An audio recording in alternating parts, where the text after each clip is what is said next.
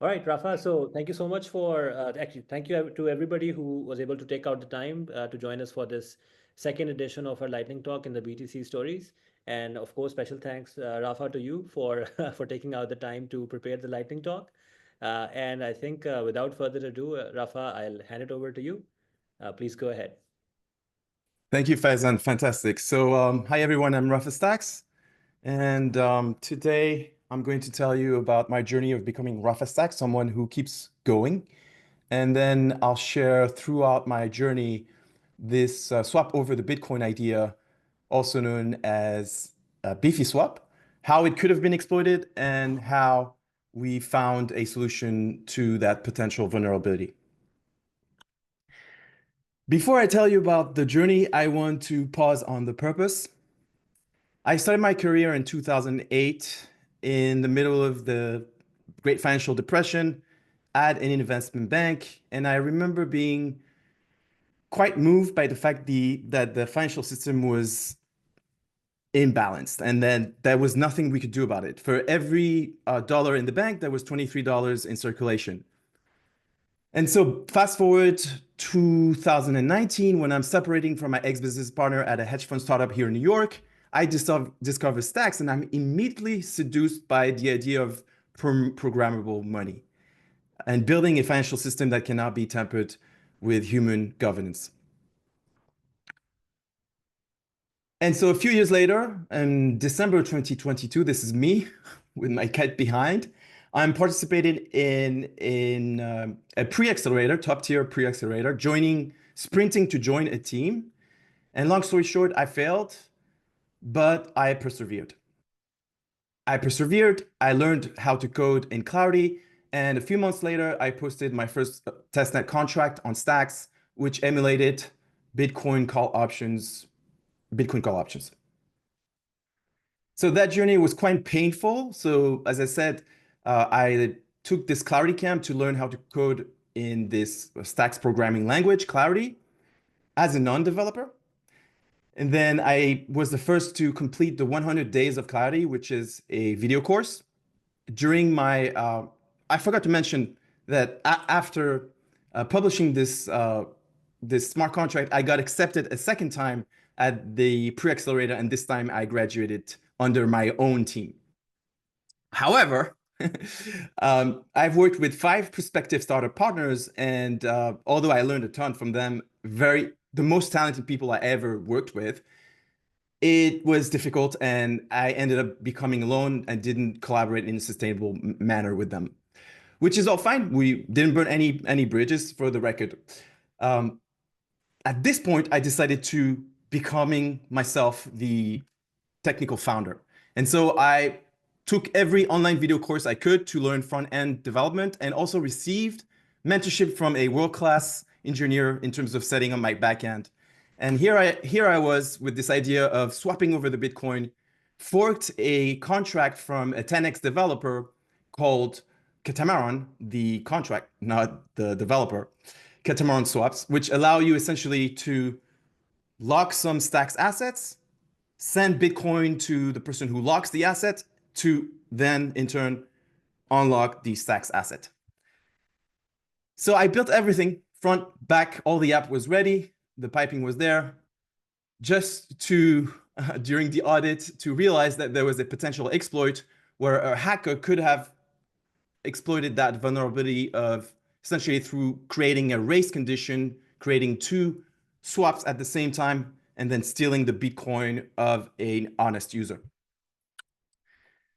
Disillusion came in, and I decided that if I couldn't swap over the Bitcoin, then perhaps I could swap directly on Bitcoin layer 2 stacks, which is what I endeavored to build that gave the birth to Jing.Cash. And it was solving for high slippage of the AMMs, which still had like low liquidity. So for whales, it was not ideal. So I built that, however, didn't receive any traction, as there weren't enough user, or perhaps the product wasn't polished enough. I even remember trying lowering the fees in the hopes that in the future, perhaps agents could coordinate off-chain and then swap peer-to-peer to save some of the slippage and fees. At this point, like I built 2 apps and not much traction, was really disillusioned, hitting a wall, and I did the unthinkable. Build a meme coin launchpad. And unthinkable, why? Because, well, you know, meme coins don't have a great reputation. Pumps and dumps happen all the time. These schemes, people think these are scams, but perhaps I could contribute and iterate on the idea of meme coins to help community build community-based tokenized communities. All right, that was the slide. That was unthinkable, etc. That's the first version of this launchpad. It's called Factory with a K, factory.fun.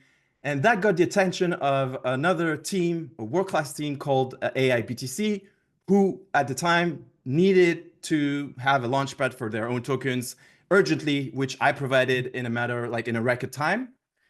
And today that is an ongoing synergy with that team that I'm learning a ton from like a really fast-paced team at the crossroad of AI and Bitcoin, a really important intersection that was prophesized by Arthur Hayes as having a ton of potential.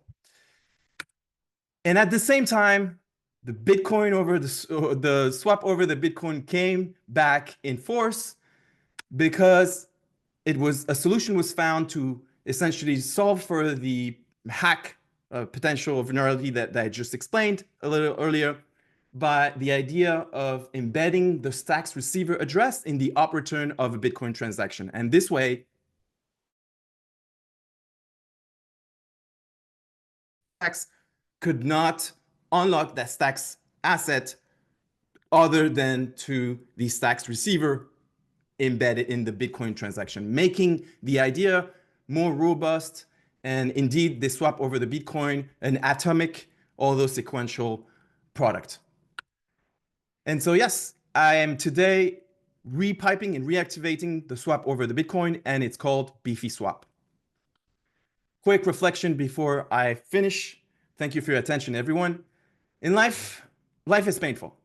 You can either stagnate and pain will find you in the matter of becoming unhealthy mentally, or your body becomes unhealthy, or you can choose the obstacles you want to go after. It will still be painful, but at least you'll have purpose. And that's what I'm doing at Rapha Stacks on Twitter. I'm becoming the person who keeps going. And one of the products that I want to bring live to the market is this Beefy Swap at Beefy Swap on Twitter, swapping over the Bitcoin. Thank you, everyone. That's great.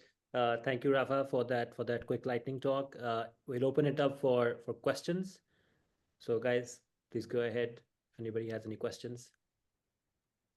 So I'll go first, Rafa. First of all, thank you so much for all the insights and sharing the journey. It's like super awesome to kind of see the ups and downs and seeing the wins along the way.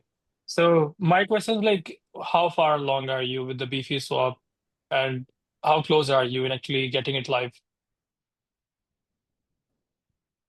In short, I'm very close at this point. It's a proof of concept. The piping was already all ready, like last year when I discovered the potential hack. And so I'm simply reactivating, and it's a matter of days for it to just go live. Awesome. Sounds exciting.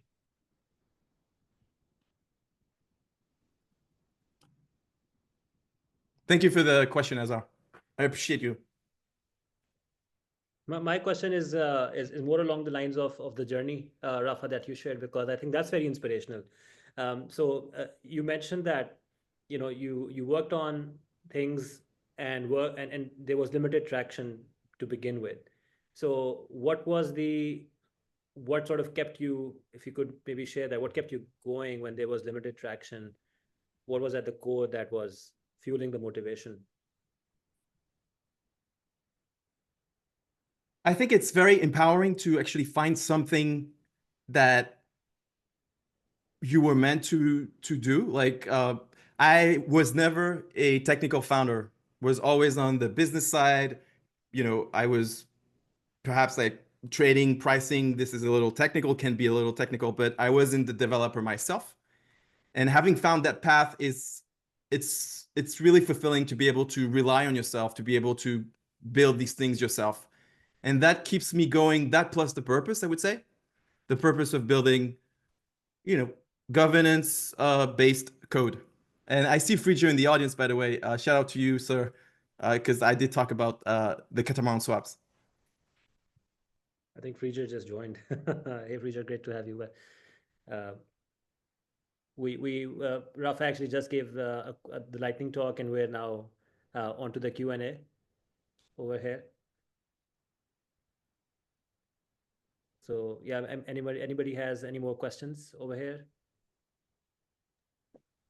Yeah, I definitely have one. So love how you shared your story. I think it's really, really cool just to hear how different people progress into learning either a new language or just how to do something new. Like you mentioned, along the way too, you said you did the 100 Days of Clarity. You did the Clarity course. What would you recommend to developers that are just starting out like you were and they're going to learn Clarity? Would you recommend the same thing? Have you learned more? I'm curious your insights now compared to then. Yes, great question, everybody. Thank you. And um, yes, I would definitely recommend something like 100 Days of Clarity because it starts from zero.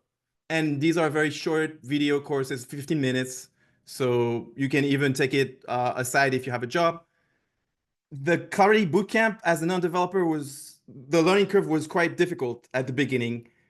I remember really struggling just like with code, but it was very intelligently managed by the organizers in the sense that they were not giving you the answers. They were sometimes helping you a little bit, but you still had to struggle to find the answers. And I see that the best developers like you, Hubody or Fridger, sometimes you give hints and you don't give the entire solution. And that helps because by confronting to the obstacle, then you actually learn through it.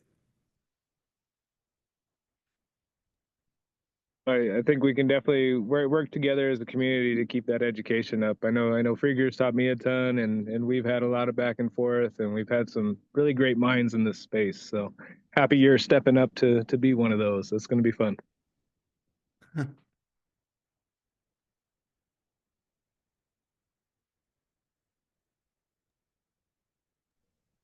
So I have a Right. question, might be a little silly, but and I'm just learning more and more about the space. But are there now AI-based tools that are helping with writing in Clarity, um, or just making it easier that you know of? Yeah. So if you check Perhaps, out, yeah. I have some, and Go yeah, ahead. I was going to say, if you check out AIBTC, so AIBTC.dev. That's where we have a working group that meets on Thursdays, and we've been working at this intersection for about a year. We have a lot. So we've built tooling to interact with stacks in a bunch of different ways. We're always looking to integrate more things. Like we have actually Jing.Cash integration. So the day it's ready to be used, it's sitting there as well. And we continue to add more to it. So yeah, we do have the ability to do that. We're more focused on turning DAOs into automatic engines to achieve tasks. I think that's the kind of the main focus right now, but would definitely encourage you to check out the group and what we're doing for that kind of stuff. And then also love what Go Clara is doing with their auditing and their processes. They might have some input to that too. We made a pass at it. I think agents are more capable now, and we have a ton of template work. So I think that would help out a ton too. But would love to see somebody else experimenting in that area. Very cool. I'll ping you about that then. We're planning on doing some more there. Hey guys, it's Rob. I'm Awesome. more of a business side guy. Rafa and Fridger and Andre, are there some killer business use cases leveraging Clarity and Stacks that you see could kind of catapult the ecosystem to a new level? Like I don't come from the trading side. I come from mortgage and process flows and transactions and workflow and all that stuff. And we were talking about smart contracts. Obviously, the mortgage and lending those are kind of great use cases for smart contracts. Are there business use cases you see that are, like a JP or the top 30 banks either are or should be working on?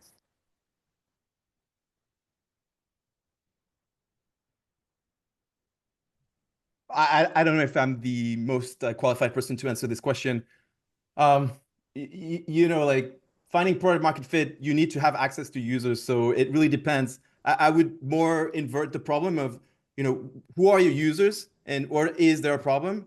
That's what we actually learned at the Bitcoin Startup Lab. Like that gives you more insight into, you know, okay, you know, leveraging it, like, you know, what you can do with blockchain, Clarity, Bitcoin, AI.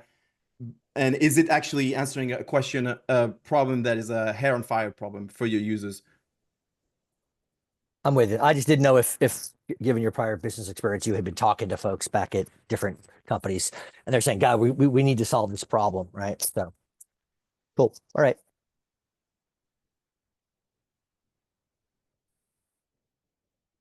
Great. And so out of curiosity, for me, I'm always, you know, thinking about I mean, Manan talked about, and buddy, you talked about, you know, the agentic, you know, possibilities with agentic workflows and how they can help evolve the system.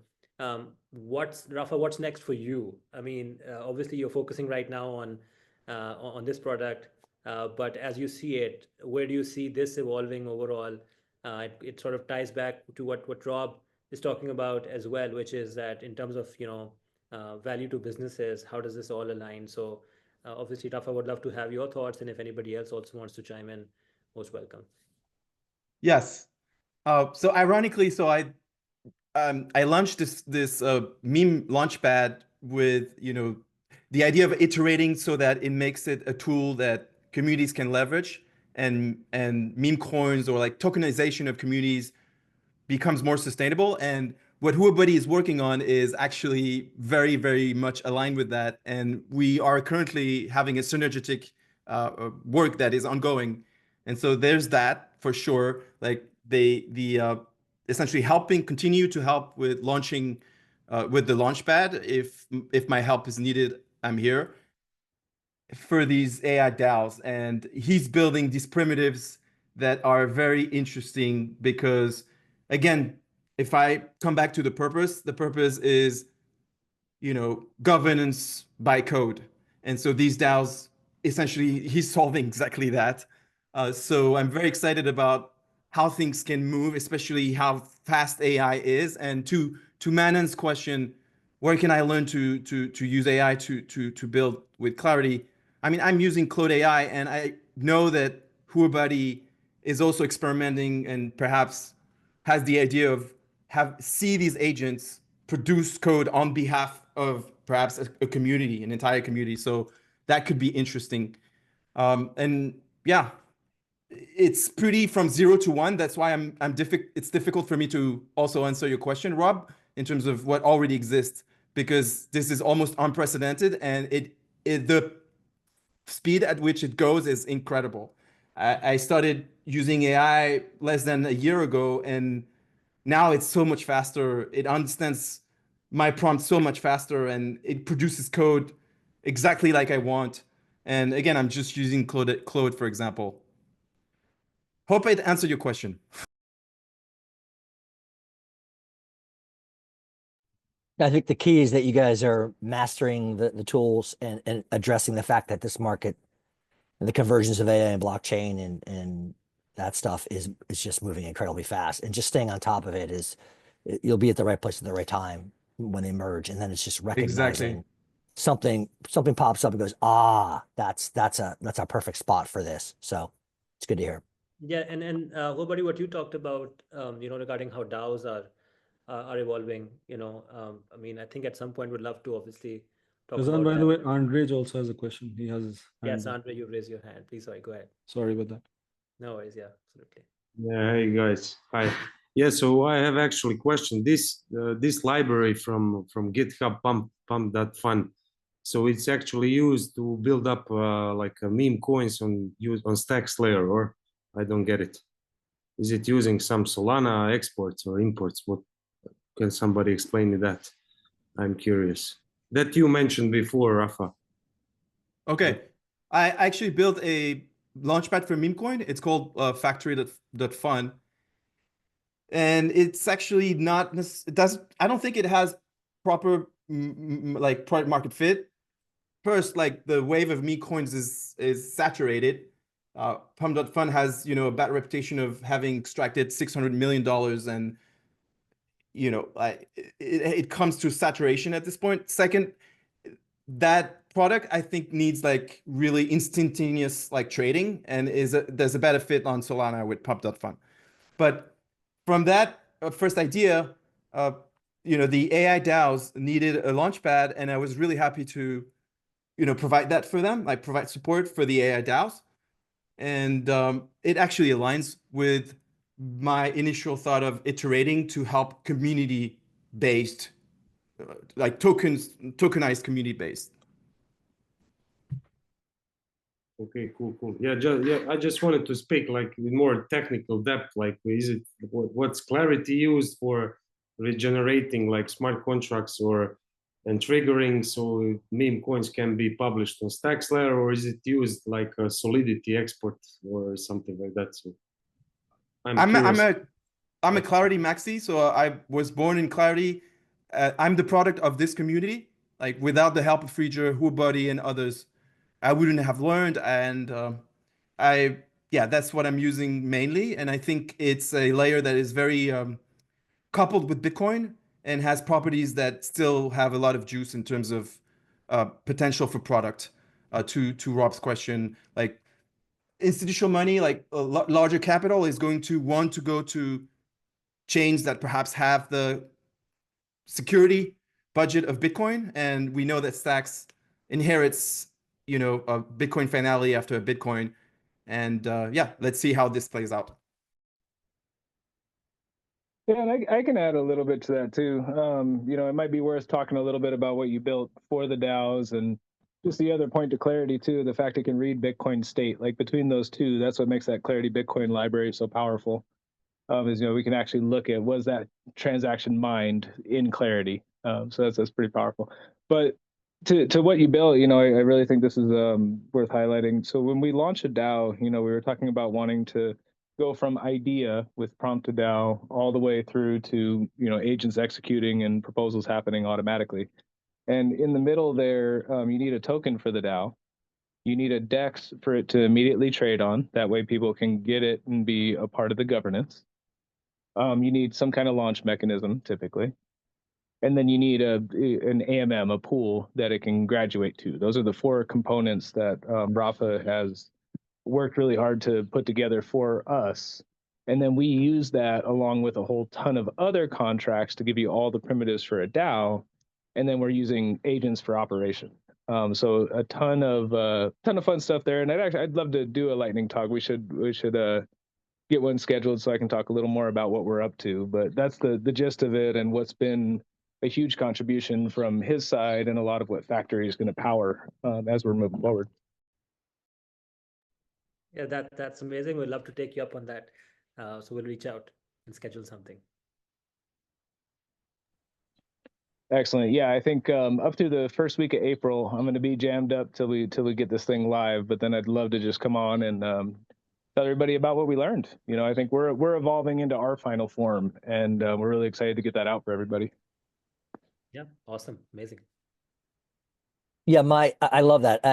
The way you framed that, like as a business guy, I interface with, you know, business folks, but also CTOs or whatever. Having that functional technical diagram, I've been talking to the Jing.Cash folks about this in general, is hugely important as connective tissue between, you know, the abstract and the tangible. And I think surfacing those kinds of diagrams that talk about the different componentry allows other people to take the baton and say, oh, that's similar to this, this, and this in the old world, which, you know, a legacy CTO might get. And here's how you would leverage these components for other applications going forward. Tell us your problems. Those are the kinds of tools that I need to kind of get smart enough to get a conversation going, to help drive some other use cases that can lead to you know, some revenue, some work, and stuff like that. So I look forward to that, man. Amazing. Thank you. Yeah, I think, you know, in this time, it's another thing that AI agents are really good at, our documentation. And we're starting to get into this muscle of like, even though we're a small, tight team, it's like, how could we write the code and get it all the way to explanation, look at both the developer and the user story. You know, these are things that would take ridiculous amounts of time in app development before, and we're compressing timelines like crazy. So Love I it. can't wait to see what comes next, and I love seeing what everybody else is up to too, because I think we're all fighting for the same thing in a different way. Yeah, that's right. I think organizing all of that will create some aha moments for the community. So that's good.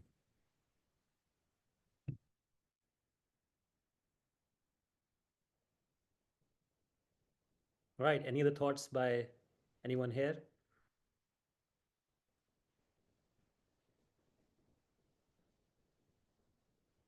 Well, I think then that's probably it. Well, thank you everybody for joining in, and Rafa, obviously special thanks to you for taking out the time for this wonderful talk, and for everybody as well who contributed, asked wonderful questions to take the conversation forward. And yeah, we'll be organizing the next lightning talk very soon, and we'd love to have all of you join that one as well.